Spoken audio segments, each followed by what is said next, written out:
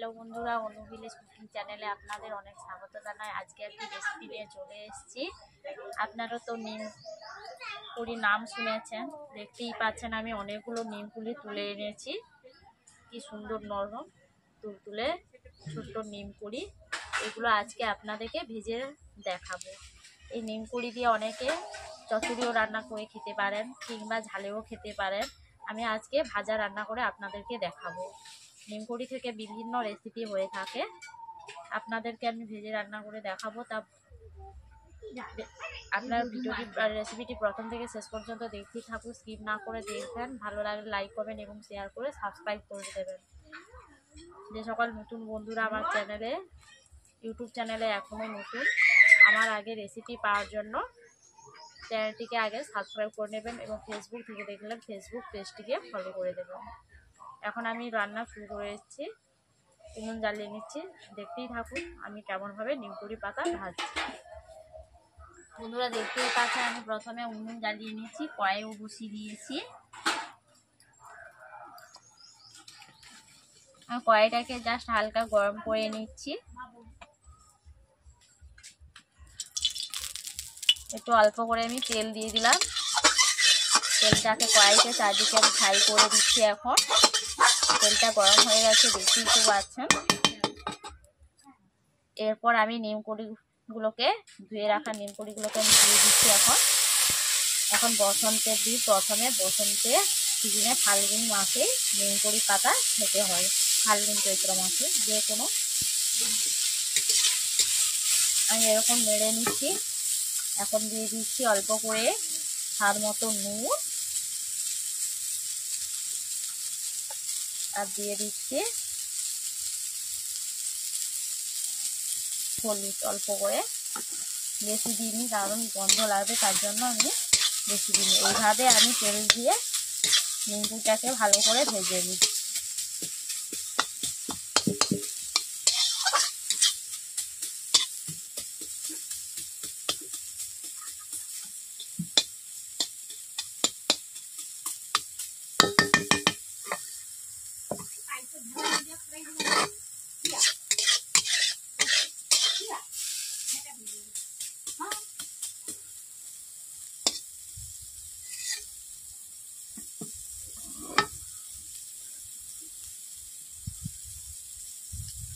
এরকম অল্প কম জ্বালানি দিয়ে এইভাবে আমি উল্টে পাল্টে নিম পাতাগুলোকে ভেজে নিচ্ছি। দেখতেই পাচ্ছেন নিমকুড়ি পাতাগুলোকে,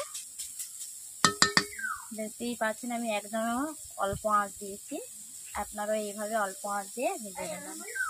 আমি যেমনভাবে ভাজছি আপনারাও এইভাবে বাড়িতে ভেজে নেবেন এবং খুবই সুন্দর লাগবে।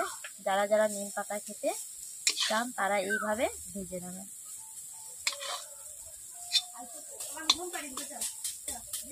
আমি এক বাটি দিয়েছিলাম নিমকুড়িগুলোকে, কতটুকুনি হয়ে গেছে।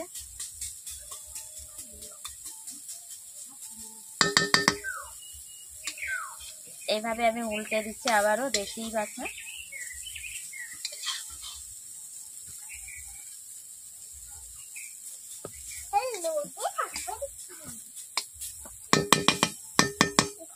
নিমকুড়ি পাতা খুব সহজ পদ্ধতিতে ঘরোয়া উপকরণ দিয়েই নিমকুড়ি পাতা ভাজা হয়ে যায়। 1 থেকে 3 মিনিটের মধ্যে নিমকুড়ি পাতা ভাজতে টাইম লাগে না। দেখতেই পাচ্ছেন আমার নিমকুড়ি পাতাগুলো ভাজা হয়ে গেছে।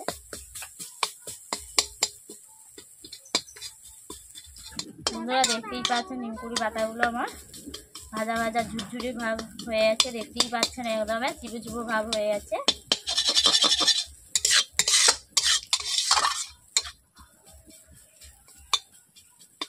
লঙ্কা গুঁড়ি দেবো না, কারণ লঙ্কা গুঁড়ি দিলে পুড়িয়ে যেতে পারে, তার জন্য আমি লঙ্কা গুঁড়ি দিলাম না।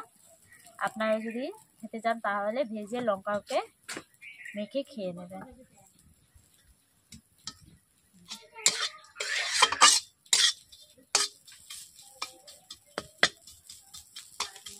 দেখতেই পাচ্ছেন বন্ধুরা আমার নিমকুড়ি পাতার ভাজা রান্না করা কমপ্লিট হয়ে গেছে। এখন আমি কড়াই থেকে বাটির মধ্যে তুলে নিচ্ছি। এখন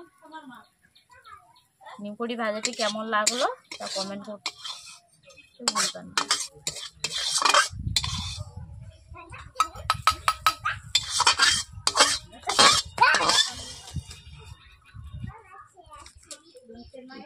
একটু হাত মুসকি করে নিয়ে